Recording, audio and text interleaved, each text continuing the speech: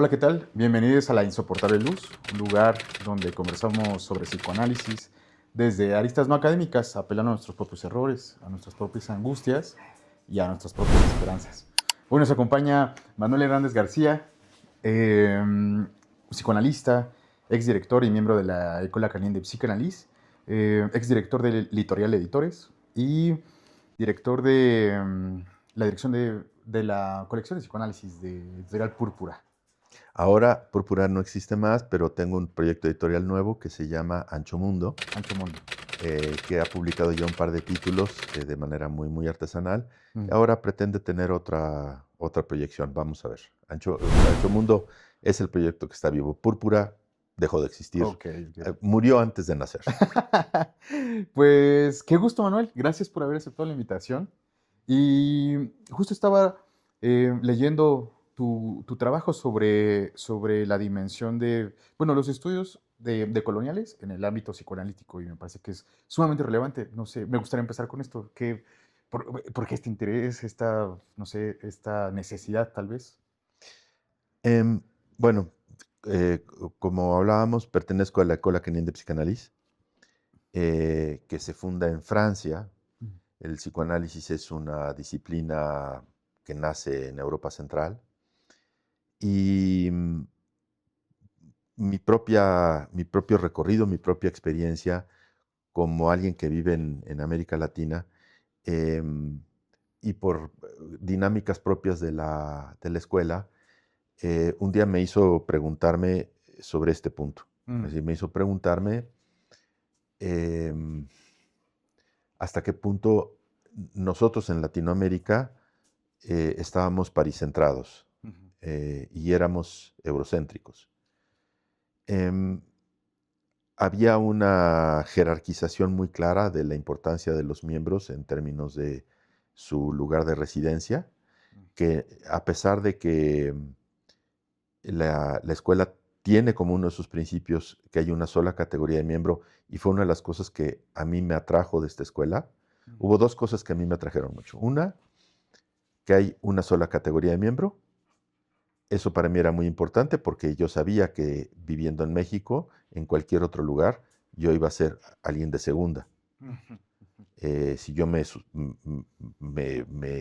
incorporaba a cualquier otro grupo analítico en Francia, era automático que eso iba a suceder. Ujú.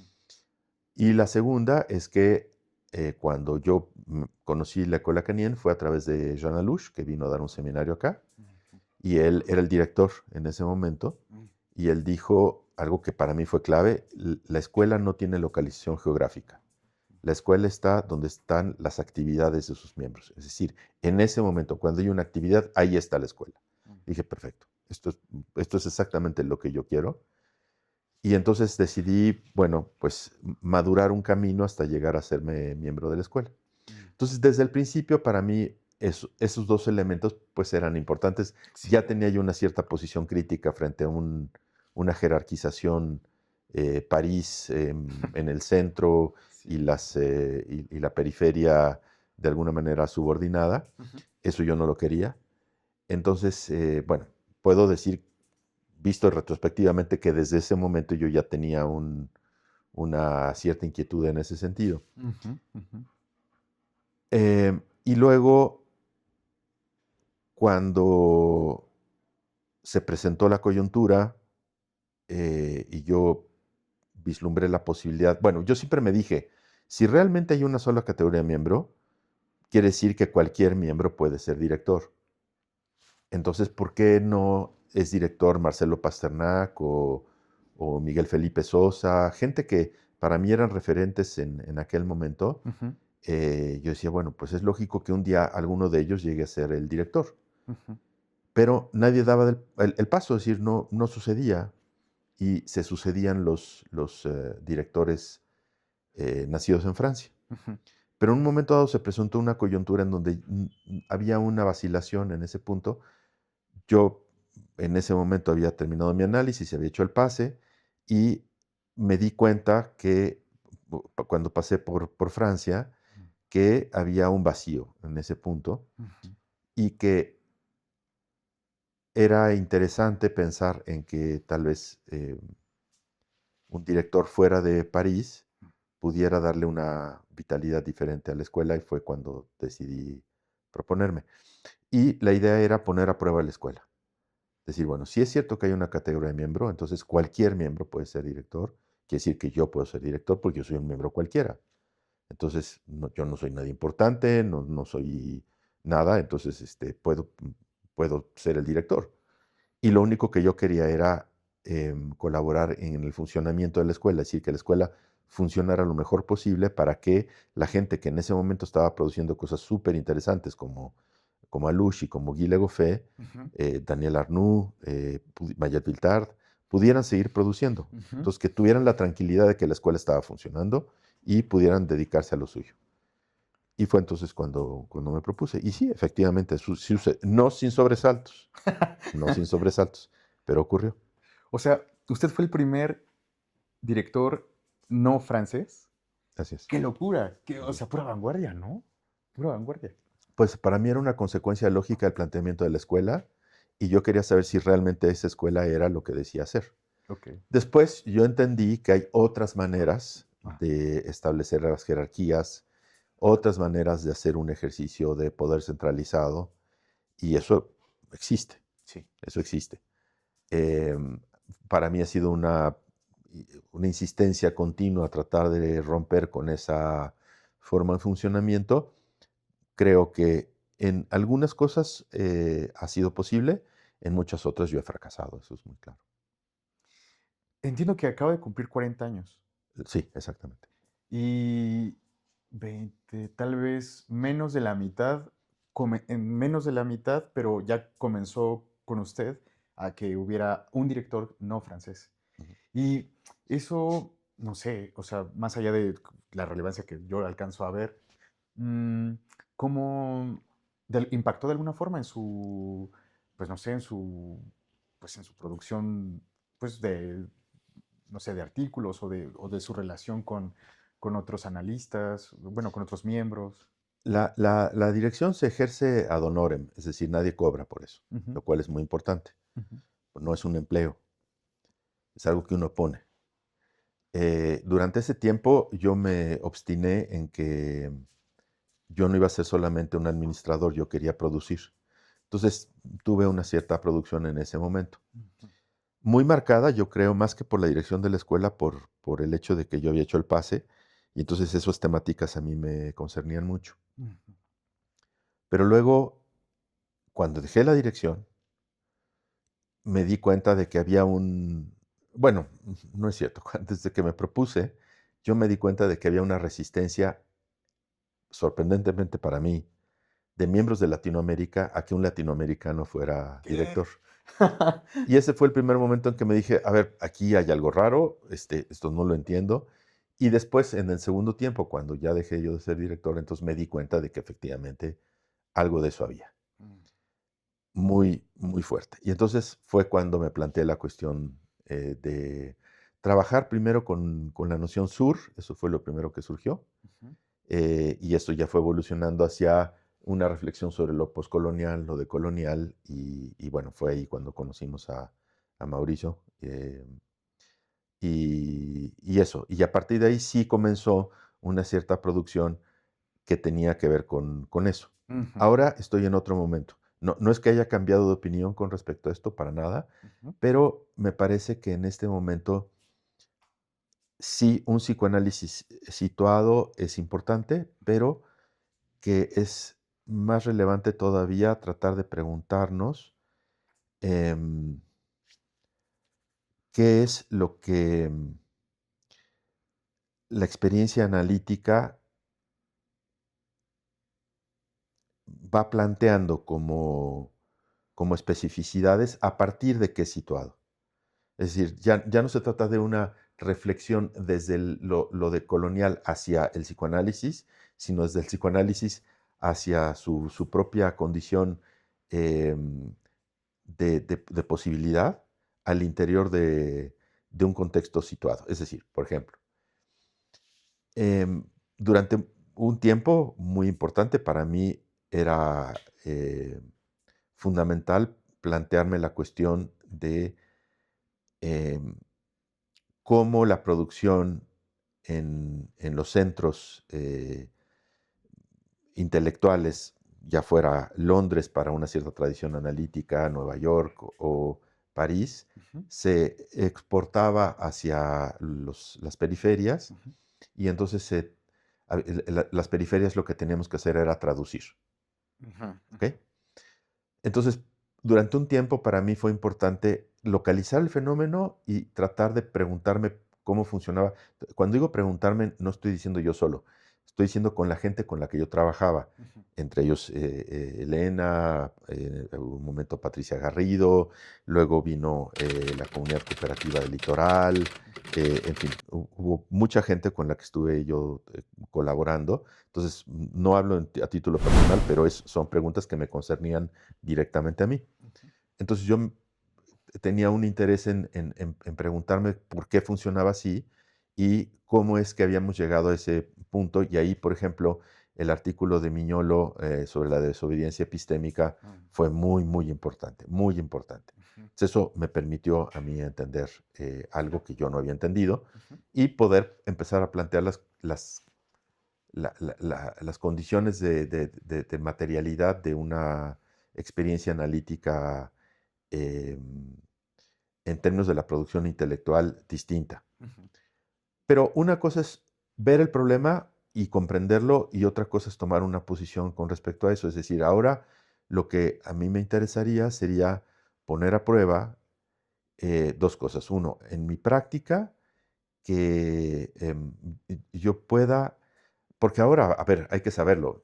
Cuando nosotros comenzamos a hablar acerca de esto, era verdaderamente inaceptable lo que estábamos planteando. A la gente le parecía que estábamos totalmente eh, desorientados, porque bueno, de eso se había hablado en los 70, ¿de qué estás hablando? Ya estamos en otro momento. Y entonces había una idea de modernidad en donde ya habíamos dejado atrás esas preguntas, ¿no? mm, Porque efectivamente en los años 70 esto fue, no esto, porque en realidad el problema de la decolonialidad comienza a trabajarse en los 90, ujú, pero la problemática sobre el sur global es algo que aparece en los años 70. ujú, Curiosamente, y esto no es muy sabido, pero por ahí lo escribí, quien introduce o quien empieza a promover la noción de que hay un sur fue Luis Echeverría en una conferencia internacional. Este, No lo hubiera esperado. no, no, no, claro, claro, es muy interesante, es muy interesante. Em, y esa conferencia estuvo dedicada a las relaciones norte-sur. Mm, Y fue interesante. Ahí se plantearon todas las condiciones para que se reforzara la sujeción del sur al norte, pero bueno, el intento parecía de buena fe. Bueno, no importa. El caso es que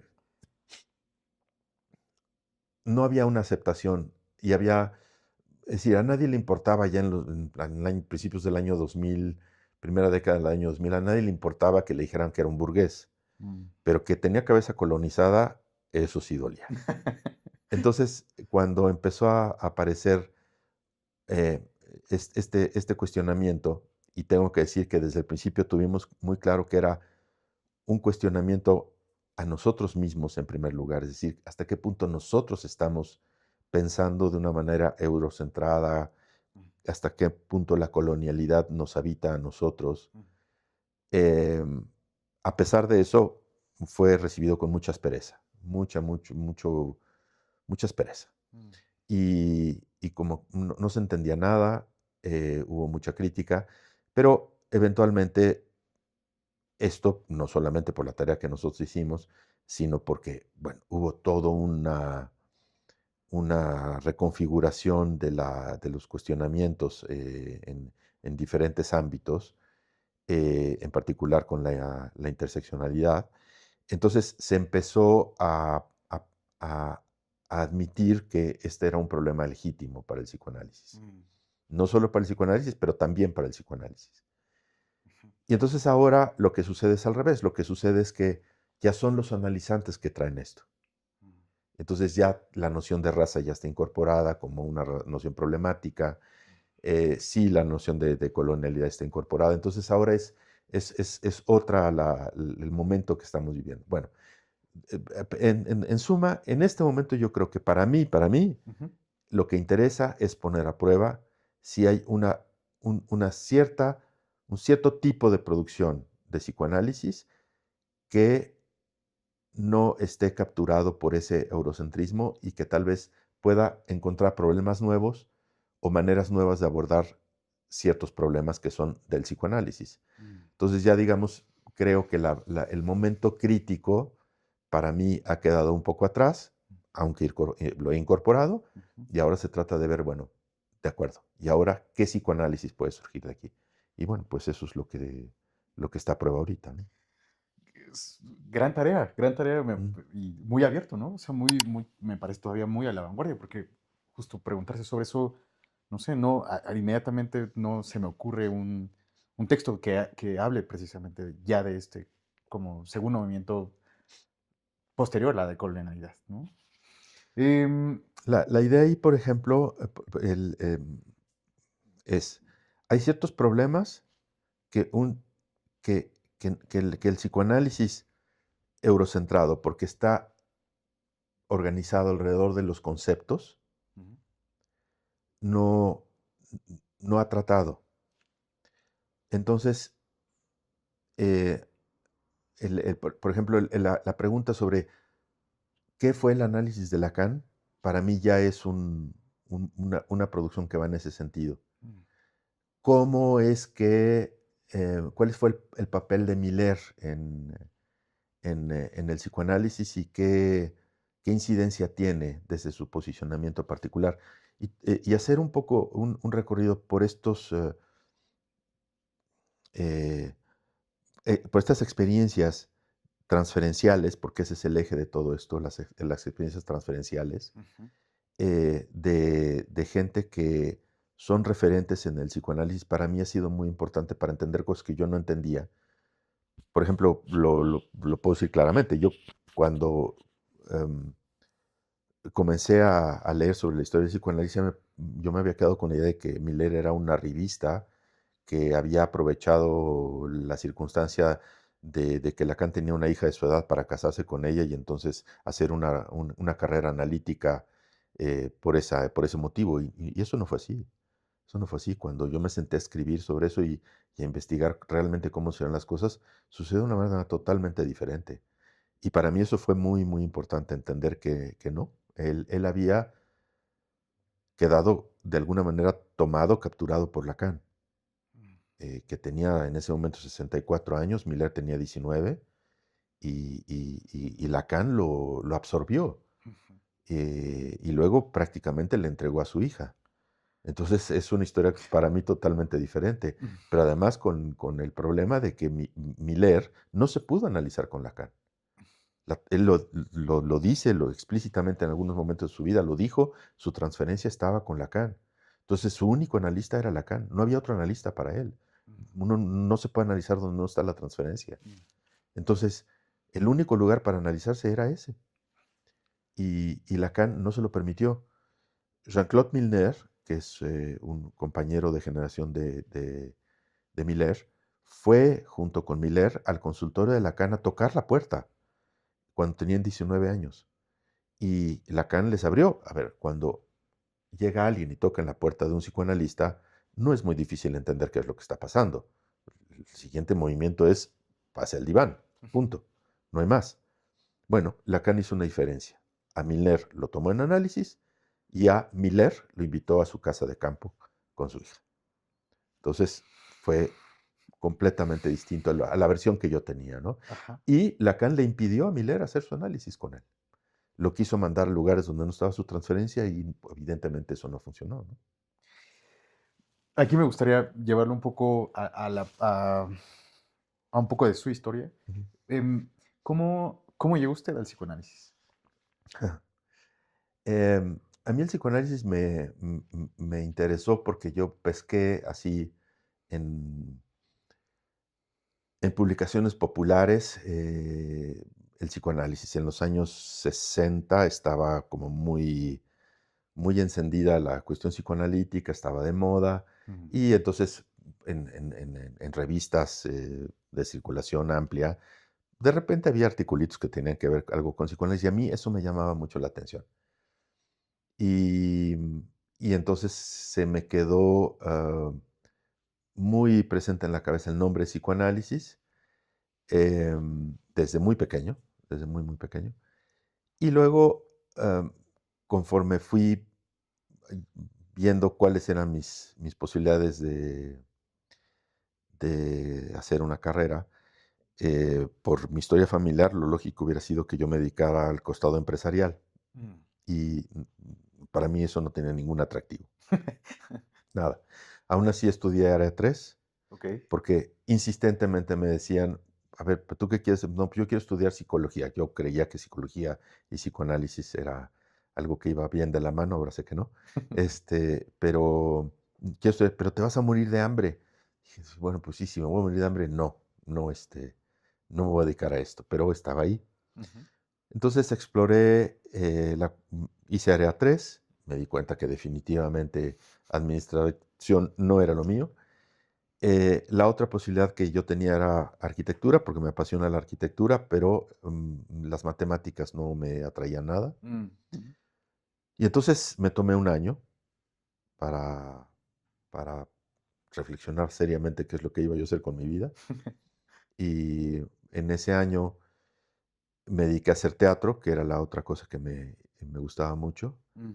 Y después de un año me dijeron, pues sí, efectivamente, sí, sí tiene posibilidades de ser un actor, pero se va a morir de hambre. Ah, va, perfecto, ya está, resuelto todo el tema. Si me voy a morir de hambre de hacer algo que no me gusta, a morirme de hambre de hacer algo que me apasiona, está resuelto.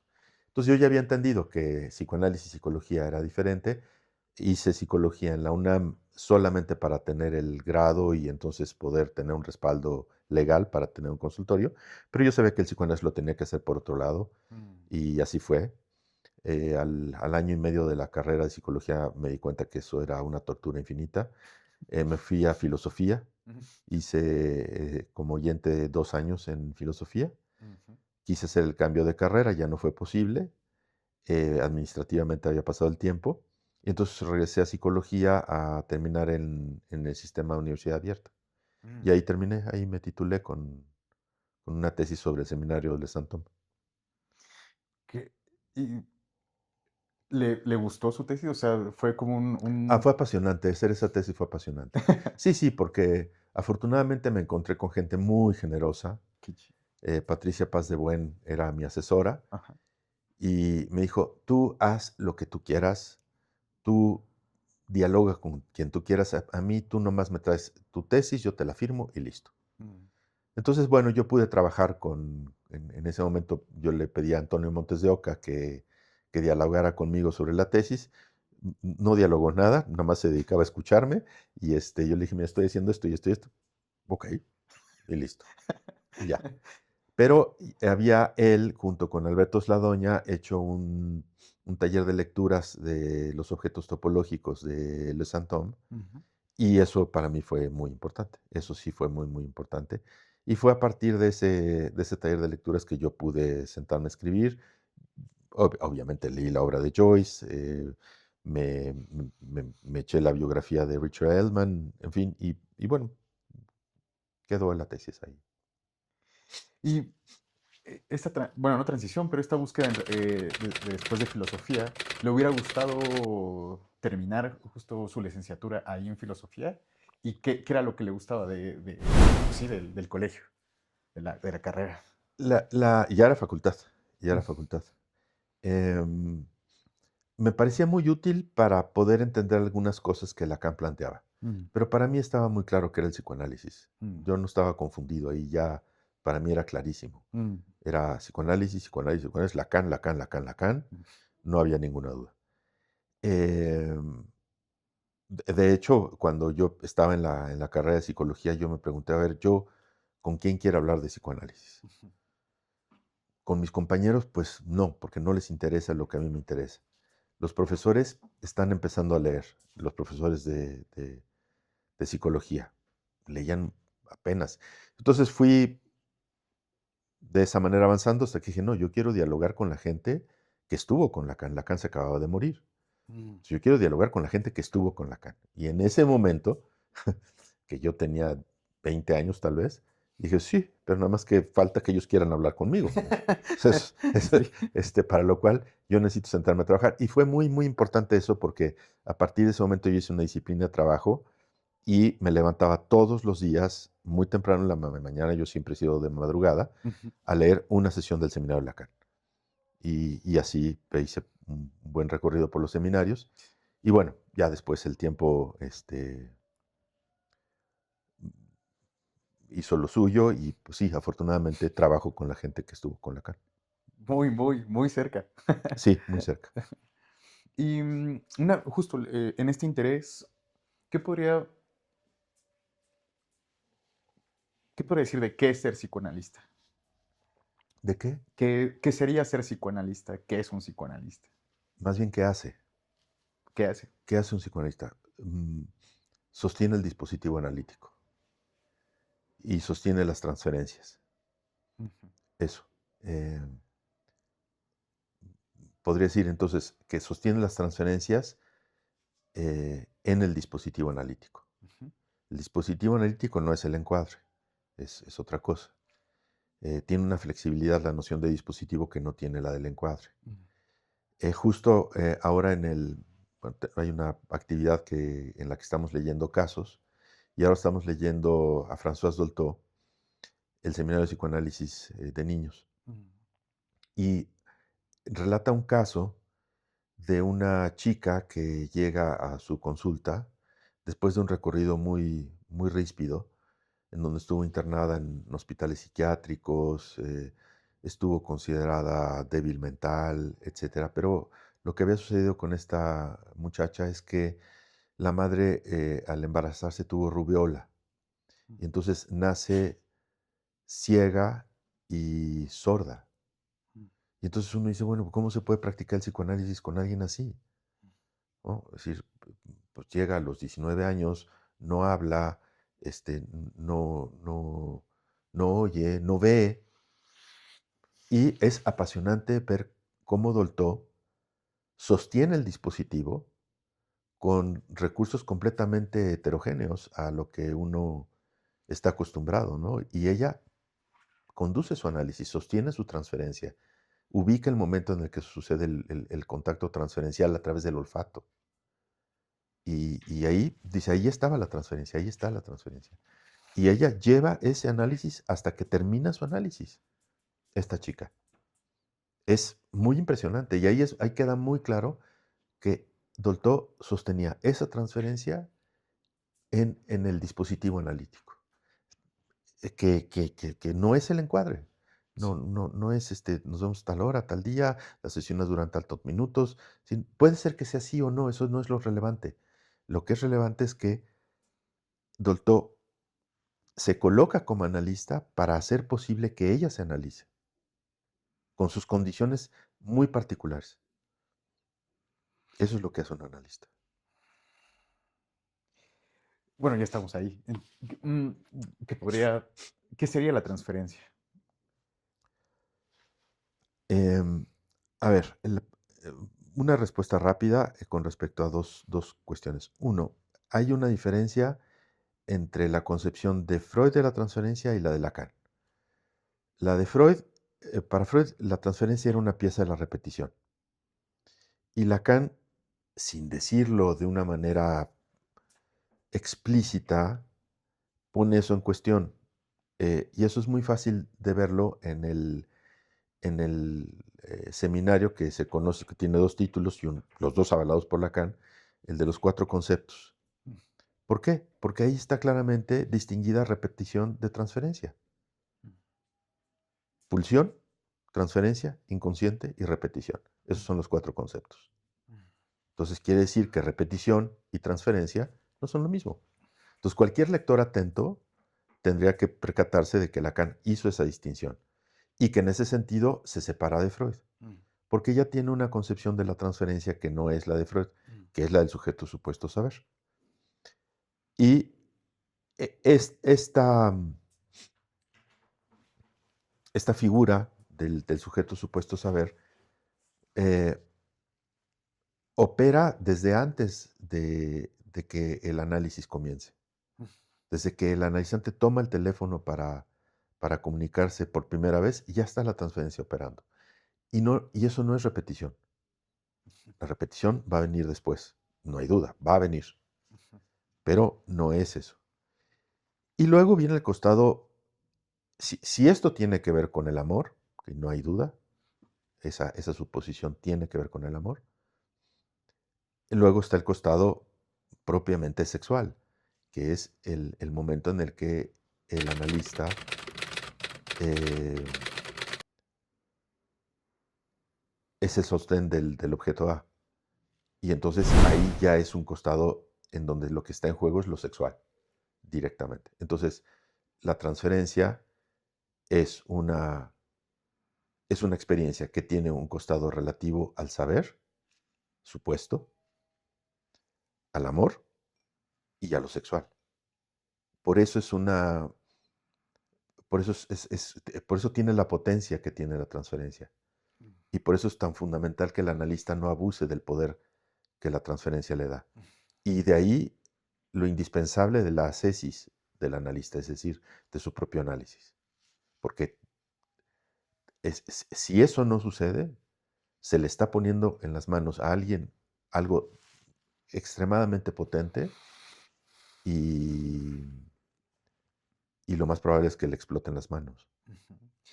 Justo en ese sentido, ¿cómo- mm, ¿qué importancia tiene la dimensión de lo político en la práctica psicoanalítica?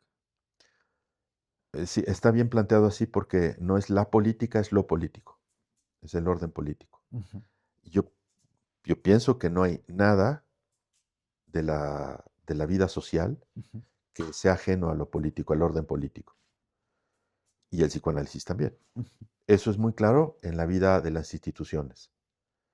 La vida institucional está atravesada por, ahí sí, la política de los lugares en donde tiene lugar. Es decir, ahora estoy terminando un libro sobre cómo es que sucedió que una disciplina centroeuropea aparezca de repente en América Latina y haya practicantes del psicoanálisis en América Latina. Eso no va de suyo.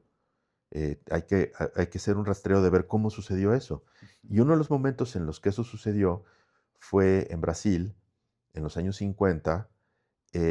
Un grupo de brasileños se dirige a Ernest Jones, que era el presidente de la EIPA en ese momento, y le piden que envíe a dos didactas a Brasil, o a un didacta a Brasil, para que comience su entrenamiento como psicoanalistas, algunos de ellos.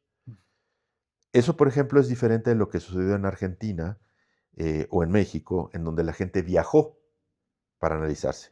Ahí ellos piden que alguien vaya. Y Ernest Jones no tiene mejor idea que enviarles a Werner Kemper, que había sido director de la clínica del llamado Instituto Goering. Es decir, de lo que de- ah, del Instituto de Berlín, que fue el primer germen de la formación analítica y principal germen de la formación analítica en el mundo. Cuando los nazis toman el poder en Alemania, se convierte en otra cosa con la venia de Ernest Jones mm, eh, y se nazifica por completo, mm, por completo. Y Werner Kemper, que era miembro de la sociedad alemana, se queda ahí porque no era judío, se queda ahí y es un alto funcionario del Instituto Goering, que así le llamaban. mm, ¿Por qué el Instituto Goering? Porque estaba dirigido por un primo o sobrino, no estoy seguro, de Goering. Entonces, pues Werner Kemper estaba completamente atravesado por la vida política del nacionalsocialismo, ujú. suscribía al nacionalsocialismo y fue el didacta que llegó a Brasil. Eh, hace, forma, digamos, entre comillas, a una generación y luego en la tercera generación ocurre algo que trabajó Alush en su libro sobre la tificación, un libro con el que yo no concuerdo, plantea cosas importantes, pero no concuerdo con el sentido general del libro, y que fue una noticia que da a conocer una psicoanalista brasileña, Elena Besser-Mambiana, y es que en uno de los institutos de formación, porque había dos sociedades en Río de Janeiro, en una de ellas está en formación un médico que por las mañanas ayuda a los equipos de tortura de la dictadura brasileña. Entonces, la política atraviesa a las instituciones analíticas, de eso no hay ninguna duda. Eh, Estos son casos extremos, Ujú. pero eso no quiere decir que eso no suceda también en otros sentidos. Por ejemplo, ahora en Francia se acaba de debatir una iniciativa de ley para que el Estado ya no dé financiamiento a ningún tipo de terapia estatal, digamos, en los servicios de salud pública, que es amplísimo, el sistema de salud pública en Francia es muy amplio, Ujú. que tenga orientación psicoanalítica. Y entonces, bueno, pues eso evidentemente es una intervención de la vida legislativa francesa en lo relativo al psicoanálisis. Ujú. No prosperó, pero pues sucede continuamente. Ahora, en un sentido más amplio, el orden político, por supuesto que atraviesa el psicoanálisis, es decir, eh, el asunto de la colonialidad es un tema político, es decir, cuando uno no se percata de que tiene un racismo incorporado, pues opera con eso. Ujú. Ujú. Cuando uno cree que es neutro políticamente, casi uno puede asegurar que es de derecha. Esa persona es de derecha. Sí, sí, sí. Eh, que eso marca también la forma en la que se conducen las cosas en los grupos analíticos. Hay testimonios muy tremendos con respecto a lo que pasó, por ejemplo, en las primeras generaciones o segundas generaciones de la Asociación Psicoanalítica Mexicana en ese sentido. Y así. Entonces, el orden político está presente continuamente. Y eso no quiere decir que el analista esté ahí para endoctrinar políticamente a su analizante, desde luego. Ujú. Pero justamente el analista no puede no haberse planteado preguntas sobre su práctica, cómo su práctica está atravesada por el registro político y económico, es decir, eh, la, el tratamiento del dinero, el, por ejemplo, una de las cosas que más escándalo suscitó en los medios analíticos fueron las sesiones de tiempo variable de Lacan. ¿Por qué? Porque time is money. Mm. Time is money. Ujú. Entonces, ¿cómo? Nos está robando. Ujú. Nos está robando. ¿Me explicó? Entonces, había objeciones que iban en ese sentido, desde una concepción de la práctica analítica que sin haberlo visto con claridad, viene de una concepción del tiempo del capitalismo. Ujú. Y así. Ya estamos aquí con la parte del dinero, que es precisamente un tema que no podemos, creo que no debería, no considero que tendría que obviarse. Ujú. ¿Cómo, cómo es la cuestión del dinero en términos de, pues, el costo y este tipo de cosas que, pues, de alguna forma en la que estamos atravesados en la práctica psicoanalítica? Sí, yo pienso que, bueno, está el dinero y está el pago. No hay que distinguir, porque, por ejemplo, Dolto era muy insistente en que los niños pagaran, aunque sea simbólicamente, que le trajeran una piedrita de su jardín de la casa, que le hicieran un dibujo, que le pagaran, que le dieran algo. Ujú. Y ella lo explica con mucha claridad. Eso permite que el niño comprenda que si vamos a hablar de cosas que son eróticamente cargadas, no es porque yo esté disfrutando de eso. Me está pagando, yo estoy trabajando. Entonces, el pago establece una relación claramente distinta de la erotización que puede surgir y surge en las transferencias. Ujú. Esa es la primera cuestión. Segunda, Lacan con mucha insistencia eh, hace una equivalencia que nunca explicita, pero siempre está presente entre el dinero y el fetiche. Y el fetiche no en el sentido analítico nada más, sino en el sentido eh, de Marx. Y entonces uno comprende que eh, el desprendimiento del dinero está en la línea de la castración, está en la línea de perder algo del orden fálico, Mm, lo cual no es ningún misterio. El dinero da poder. ujú, Entonces, pagar ya va en el sentido de cambiar la relación que uno tiene con el falo.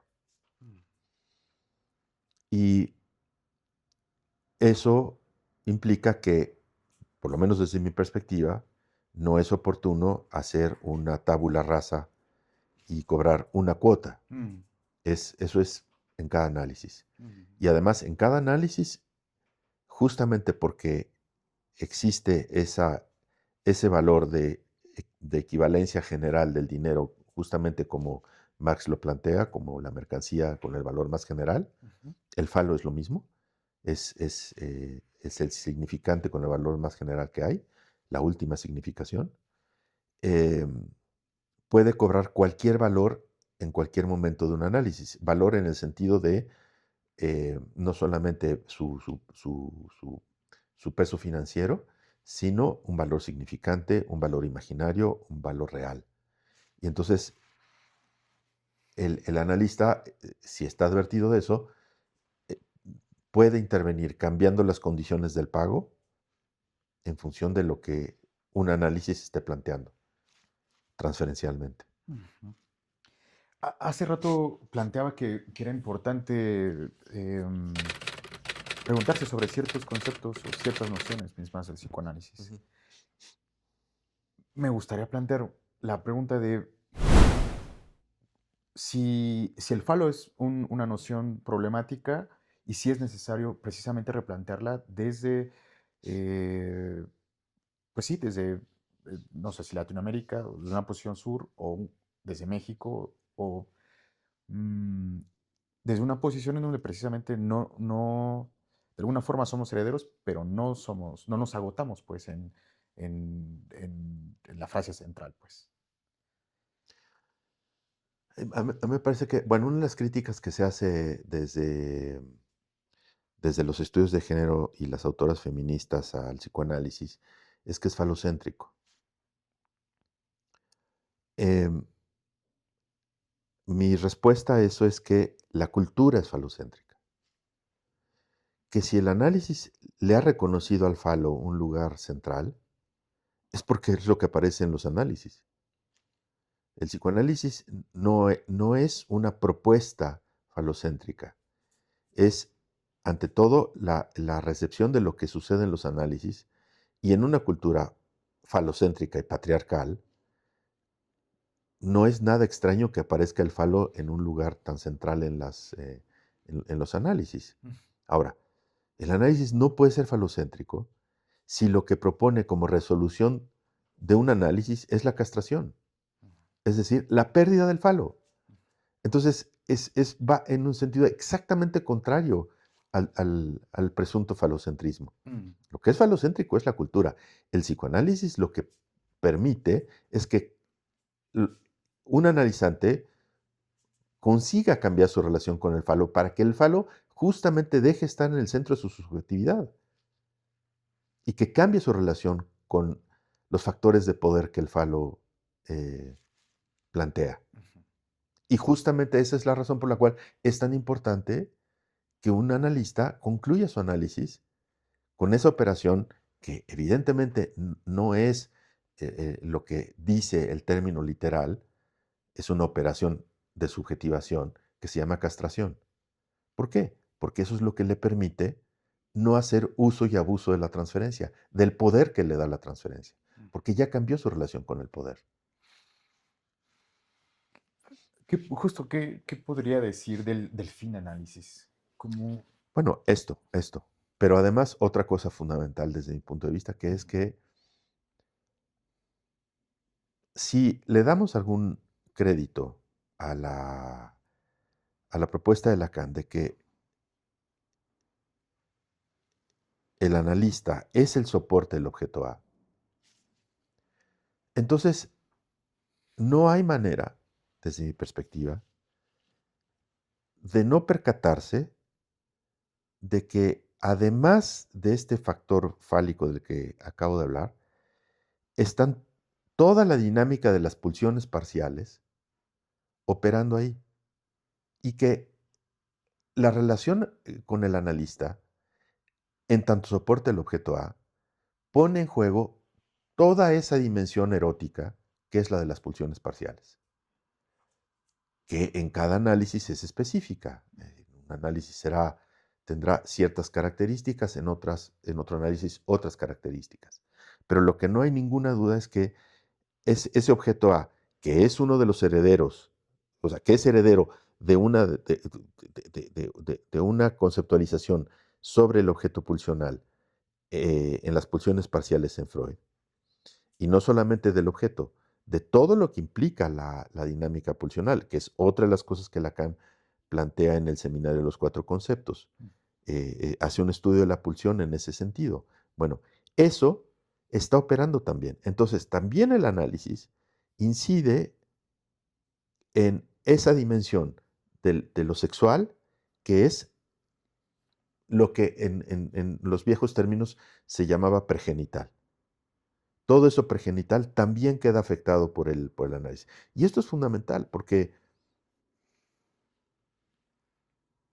yo puedo cambiar eh, mi manera de relacionarme con el otro si yo cambio mi relación con mi objeto pulsional o con la pulsión que para mí es fundamental. Es decir, para decirlo así, por ejemplo, si en un analizante predomina la pulsión anal y entonces, como Freud lo enseñó, eso implica el apoderamiento y una lógica de la dominación de orden sádico, y eso no está trabajado, y eso no está efectuado, si eso no está resuelto, eso va a traslucir y va a atravesar la vida de ese analizante sin ninguna duda, pero su práctica también.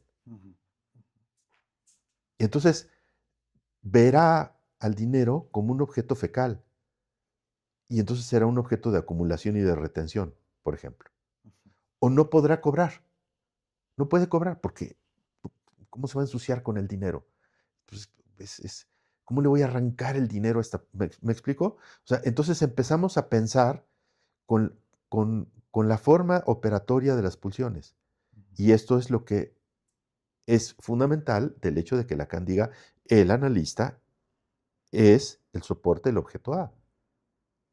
Porque eso es lo que permite que en un final de análisis, cuando cae el objeto A, cae esa dinámica pulsional también. Deja de tener valor de pregnancia y entonces uno deja de ser la presa del objeto A.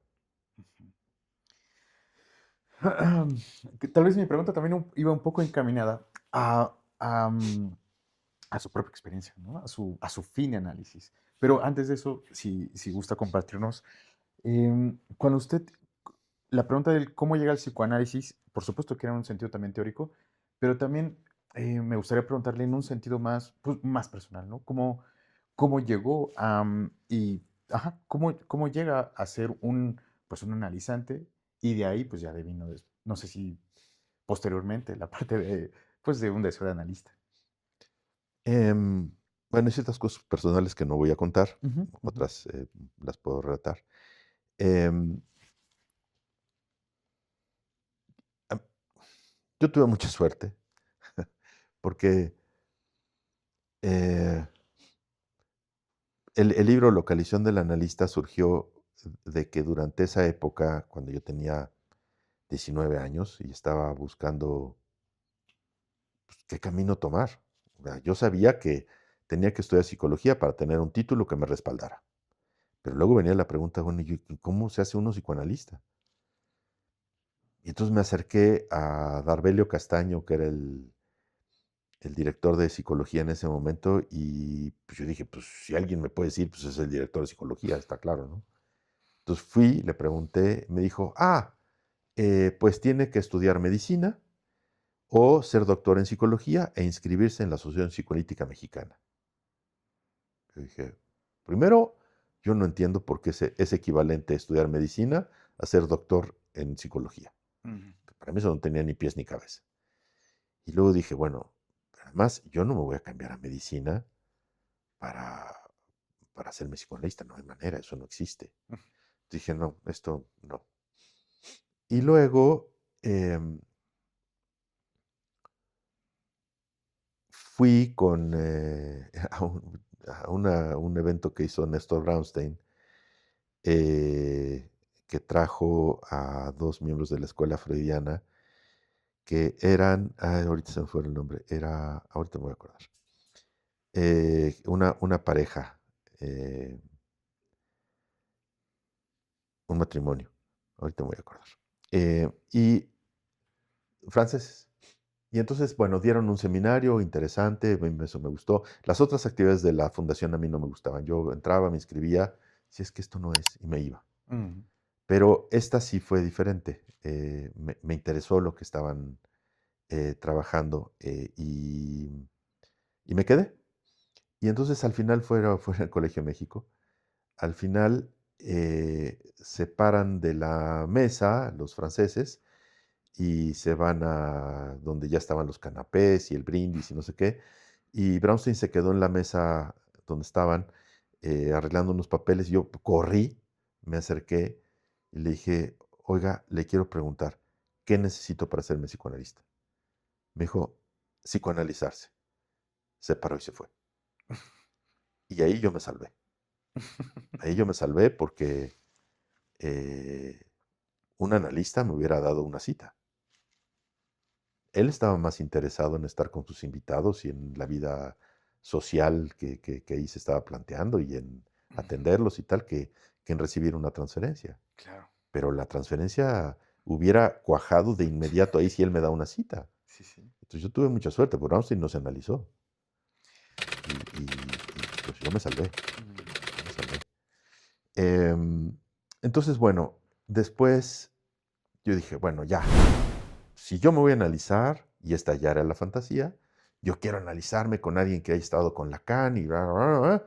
Bueno, y entonces un amigo mío, quien yo tenía confianza cercano a mí, me dijo que se había empezado a analizar con un lacaniano.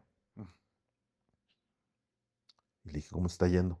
Bien, muy bien, muy bien. Y fui, creyendo que por supuesto que no se había analizado con Lacan, ni mucho menos.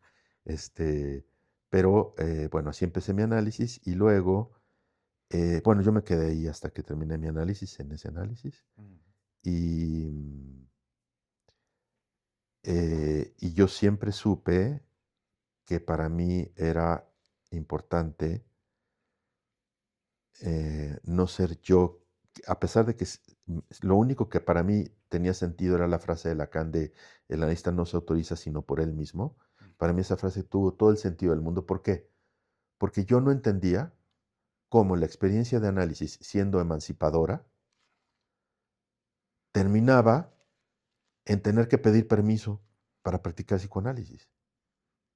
Para mí eso no tenía ningún sentido. Es decir, o sea, nos estamos emancipando de una jerarquía y de una autoridad que está presentificada por los padres, por las instituciones, y estamos tratando de ganar una autonomía y la posibilidad de tomar decisiones sin estar llevados de la mano por alguien más. Y al final de todo esto, ¿tengo que irle a pedir permiso a alguien para ser mi psicoanalista? No, esto no me funciona. Entonces, yo dejé de lado esas alternativas. Entonces, cuando leí esa frase de Lacan, que claro, es esto. me di cuenta que yo no entendía lo que eso quería decir. O sea, que había algo que estaba diciendo eso que yo no lo entendía. Y que lo sabía porque el texto donde estaba, que es la proposición del pase, yo no entendía nada, nada. Entonces dije, pues evidentemente esta frase no la puedo yo sacar de contexto. No es que yo digo que yo soy psicoanalista y se acabó. Mm. O sea, yo necesito entender qué está diciendo este señor aquí para poder yo entender qué sentido tiene esta frase. Eso sí lo entendía. Sabía que no sabía, pues. Y entonces, con el tiempo, a mí me quedó muy claro que algo que yo no me iba a permitir a mí mismo era quedarme tranquilo con aquí el que dice que es psicoanalista soy yo. O sea, interpretar esa frase como yo me autorizo a mí mismo, eso para mí era una aberración total. Porque a la vez que yo entendía que no se trataba de pedir permiso a una autoridad, entendía también que, no, que un movimiento así no se podía hacer desde la alta soberanía del yo. Y declararme yo a mí mismo psicoanalista, para mí eso no tenía manera de sostenerse. Entonces, cuando yo supe el dispositivo del pase, dije, sí, esto sí, porque se trata de dar cuenta de cómo se llega a ese momento de pasar al lugar del analista, a través de la experiencia de análisis. Dije, ah, bueno, esto sí. Siento que hay por momentos en la vida que pasan cosas muy, pues de mucha suerte, por momentos milagrosas, por momentos muy mágicas. ¿Considera que eso acontece en su clínica? A ver, sí, sin duda, pero quiero contar algo que pasó que para mí fue uno de esos momentos, ¿no? Sí. Em, la primera reunión, cuando yo me hice miembro de la Escuela Canien, yo era bastante joven, y entré en un momento muy complicado que fue justo en la asamblea donde Mayet Viltard quiso cambiar el nombre de la escuela a École Canien de Paris, Mm. lo cual para mí era completamente inaceptable por lo que ya dije hace rato. Ujú. Entonces estuve en esa reunión, era una reunión muy, muy acalorada, muy difícil, muy áspera, muy tensa, muy tensa. Y en esa época todos fumábamos, todos. Y entonces la sala era una nube de humo. Y entonces de repente siento que yo estoy sentado ahí con mi frañol tratando de entender qué es lo que estaba así. Siento que alguien me toca así el hombro, me volteo y está Guy Legoffé absolutamente sonriente, ofreciéndome así una cajetilla de Gauloise. Y me dice, me hace así que si cambiábamos cigarrillos, yo llevaba delicados, yo fumaba delicados. Le dije, claro que sí. Y entonces, ese es uno de esos momentos, o sea, donde algo, yo me sentí tan bien recibido, tan bien acogido, por alguien tan importante como Guy. eh, bueno, nos hicimos amigos rápidamente, ¿no? Ujú. Sí, sí pasan esas cosas. Y claro, en la práctica, por supuesto que suceden. Sí. Y es que justo hay que estar ahí, ¿no? O sea, para que lo mágico acontezca, Ujú. pues sí, hay que estar ahí. Em, Siento que a lo largo de su trayectoria ha nutrido el escenario de psicoanálisis. No sé, me gusta pensarlo que en México, porque ahorita que conversábamos que, al menos así lo veo un poco, no siempre entre psicoanalistas tal vez no leemos a otro mexicano tan seguido. Ujú. ¿Por qué nutrir? Justo, eh, ¿por qué nutrir entre la discusión y la práctica y el diálogo de psicoanálisis en México? ¿Por qué? Es una pregunta rara, pero bueno, a ver. A ver, no es que eso ya supone cosas. Em, supongo que tiene que ver la pregunta con las cosas que yo escribo, ¿es eso, por ejemplo? Pues sí, es que al mismo tiempo también es un poco pues, personal, porque no todos, por ejemplo, considero que no todos buscan producir, ¿no? No todos buscan Mm, escribir, no todos buscan un lugar abierto para poder discutir. ujú. Y lo que nos estuvo contando con respecto a decir, pues voy a poner a prueba esto, porque si todos somos miembros, se Sí, puede, ¿no? sí. No todos están en No, ese lugar. a ver, es que son muchas cosas. Primero, yo estoy convencido de que la seriedad está en el acto. La seriedad de las posiciones se manifiesta en acto. Si uno no puede sostener en acto lo que dice que son sus posiciones, es que hay algo que está cojeando. Mm.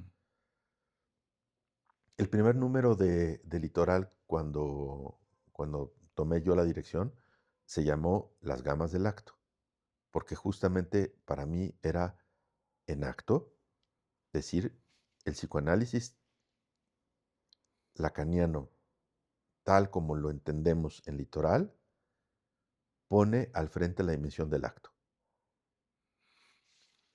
Entonces, pero tomar posición en acto compromete mucho, Mm. expone a la persona mucho y compromete mucho. Entonces yo puedo entender que no sea sencillo hacer algo así, Ujú. lo puedo entender muy bien. Con todo, hay ciertas tomas de posición en acto que tienen lugar cotidianamente. Cada vez que uno recibe un analizante en acto, está haciendo eso. Ahora, pero entiendo que la pregunta bien implica la dimensión pública. Ujú. Eh, para mí, la manera en la que yo investigo, es decir, que yo me ocupo de lo que yo no sé, o de lo que no entiendo, o de lo que no me gusta, es escribiendo. Para mí eso es importante. Porque yo tengo claro que si yo puedo escribir acerca de algo, es que algo ya pude articular. Mm. Eh, Dominique Deliège, una compañera muy querida que ya falleció de la École Lacanienne, cuando escuchaba a Guy Le Goffet, se acercaba y me decía, es que yo soy tan inteligente, cuando oigo a Guy Le Goffet, entiendo todo. No, el que era inteligente era Guy Le Goffet, que hace que cosas muy difíciles parezcan muy Sí, sí. sencillas. Bueno, para mí el método de Feynman, que es exactamente ese, es fundamental. Es decir, si yo no puedo explicar con claridad algo, quiere decir que no lo entiendo. Entonces yo, para poder abordar ciertas cosas, necesito poderlas explicar de la manera más clara posible. Mm. No todo es así, no todo se puede hacer así, no todo conviene hacerlo así, es verdad. Pero yo creo que si uno tiene claridad en las cosas, las puede escribir articuladamente. Para mí eso es fundamental. Y he encontrado que esa es una manera en la que yo quiero además aportar a la discusión. Mm. Y como para mí la, la problemática de cómo alguien se convierte en psicoanalista fue algo que, como dije hace un momento, me atravesó profundamente, entonces ha sido un tema para mi trabajo ha sido central. Es decir, le doy mucho, mucho, mucho tiempo a esta cuestión. Y los ecos que recibo ahora es que para algunas personas está siendo útil. Y eso, ya, con eso me considero bien servido. Mm. Am, pues estamos muy cerca de terminar. La última pregunta es tal vez muy general, muy amplísima, pero lo que venga bien en principio está bien. Ujú. ¿Qué considera que es el fuego creador? Una bendición. Si uno está tocado por eso, Mm. yo quiero pensar que por momentos a mí me, me toca experimentarlo. Mm. Son momentos de una enorme felicidad. No, no, eso no dice nada acerca de la calidad de lo que uno crea o produce, no, pero sí el momento de sentir ese motor, esa turbina, sí, ese fuego, es uno de los mejores momentos que hay, sin duda. Muchas gracias por haber aceptado la invitación. ¿Cómo lo podemos encontrar? ¿Cómo lo puede encontrar la gente no sé, en redes sociales o en algún lugar? Ujú. Sí, mi correo electrónico es copilco@yahoo.com, Copilco como Metro Copilco. Estoy en redes sociales, en Facebook, Ujú. em, y Próximamente va a haber otros caminitos, pero de esos ya hablaremos en otro momento. Pues ojalá se abran pronto. Sí. Muchas gracias, Manuel. Fue un Gracias a gusto. ustedes.